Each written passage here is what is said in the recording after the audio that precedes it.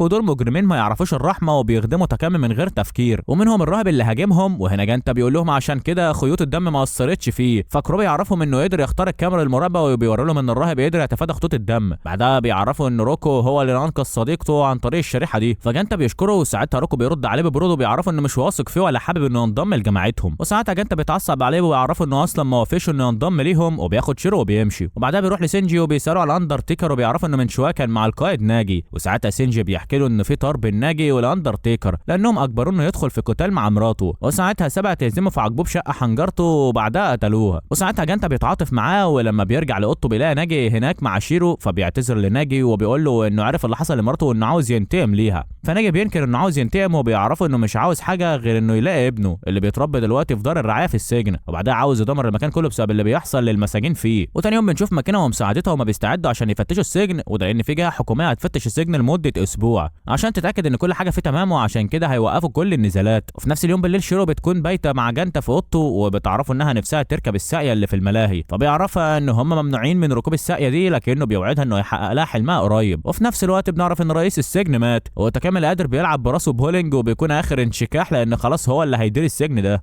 المهم ان بعد كده بنشوف الراهب وهو في المنطقه المخصصه للاندرتيكر وبيكون مستني جيتاره الجديد، ولما بيستلمه بيعجبه جدا وبيستعد عشان يكمل اللي بدأه. وفي الوقت ده ناجي واللي معاه بيشوفوا مذيعه وهي بتعلن عن وصول المسؤولين الحكوميين لسجن ديدلاند عشان يفتشوه لمده اسبوع كامل. وهنا جانتا بيوصل وبيعتذر لهم على اللي عمله وبيعرفهم انه هيكون معاهم، وبعدها بيطلب من شيرو انها ترجع لاوضتها لانه خايف عليها، فبتتضايق لكن صاحبه ناجي بتعرفها ان جانتا بيحبها وعشان كده خايف عليها، فبتفرح قوي وبترجع لاوضتها. وبعدها ناجي وكوشو بيشرحوا الخطه، وناجي بيعرفوا من الشريحه اللي معاه عليها كل البلاوي اللي بتحصل في السجن، وهدفهم هو انهم يوصلوا لغرفه المراقبه في الوقت اللي لجنه التفتيش موجوده فيه، وساعتها هيشغلوا الشريحه وهيفضحوا تاكامي واللي معاه. والخطه هتكون على كذا مرحله كلهم بيترتبوا على بعض. ففي الاول هيطلعوا غرفه المراقبه اللي في القطاع جي، وبعدها هيطلعوا لاسانسير البضايع، وقبل ما يتحركوا ب5 دقائق هيشغلوا الانذار عشان تحصل فوضى. وفي الوقت ده ناجي وروكو هيخلصوا على الحراس في غرفه التحكم، وبعد كده بيبداوا في تنفيذ خطتهم وبيعطلوا الكاميرات المراقبه وبيطلقوا جرس الانذار. فالحرس بيطلبوا قوات الاندرتيكر، وبعدها ناجي بيهاجمهم بكور من الدم، وبعدها هو وروكو بيصدوا رصاص للحراس بيضربوا عليهم. وفي نفس الوقت واحد منهم بيلبس عدسات، ولما جهاز الامن بيعمل مسح لعينيه بيفتح لهم الباب اللي بيوصل على الجسر، ولما هيعدوها هيوصلوا لحجره البث المباشر وهيقدروا يشغلوا الشريحه. المهم ان الجسر ده بيكون متثبت عليه افخاخ بتتفعل لما السنسور كشف ان وزن الشخص ماشي على الجسر مختلف عن وزن الموظف الوحيد اللي بيشتغل في غرفه البث، وعشان كده واحد منهم بيعمل شبكه من الدم عشان يمشوا عليها، وبعدها كلهم بيمشوا عليها، بس الانابيب ما بتستحملش وزنهم وبتتكسر، وساعتها بيقع على الجسر فالانذارات بتشتغل. وهنا بيتفاجئوا ان الباب بيتفتح وبيظهر روبوت شكله غريب وبيطلق عليهم سائل لما بيلمس جسم واحد حرفيا لحمه بيسيح، فكلهم بيجروا وبيحاولوا يهربوا. وساعتها الجسر بيبتدي ينهار، فكروكو بتقرر انها تضحي بنفسها وبترمي الجنطه الشريحه، وبعدها بتمسك الجسر وبتطلب منه ما يخذلهاش. وساعتها الروبوت بيطلق عليها السائل اللي بيه الحمض، فجسمها بيبتدي يسيح، لكنها بتبتسم لجنطه اللي بيحاول يروح ينقذها، لكن اللي معاه بيمنعوه وبيبعدوا بيه على الجسر. وبعد ما كروكو بتطمن انهم عدوا للناحيه الثانيه بتفتكر اول مره قابلت فيها ناجي لما قال لها ان الجرس اللي هي لابساه في رقبتها حلو جدا وانه يخلي اي حد قريب منها يعرف مكانه. وبنرجع تاني للوقت الحاضر، وساعتها كروكو بتحوط نفسها بدرع من الدم، وبعدها بتروح تضرب الروبوت ضربه واحده بتدمره. وبعدها جانتا وفاروق بيوصلوا عند الاسانسير وبيكونوا مستنيين ناجي وروكو عشان يفتحوا الباب من اوضه المراقبه. وهنا بنروح لاوضه المراقبه، وهناك بيكون ناجي وروكو خلصوا على كل الحراس. وهنا بتدخل الاوضه بنت صغيره شكلها كيوت وبتكون معاها شنطه ضخمه، وساعتها ناجي بيروح لها وبيتعامل معاها على انها بنت تايهه، لكنه بيكتشف انها من الاندرتيكر، وبتروح فاتحه الشنطه ومطلعه منها سلاح رهيب وبتضرب ناجي بيه، فبيطير متر لورا وبيخبط في الحيطه اللي بتتكسر حرفيا.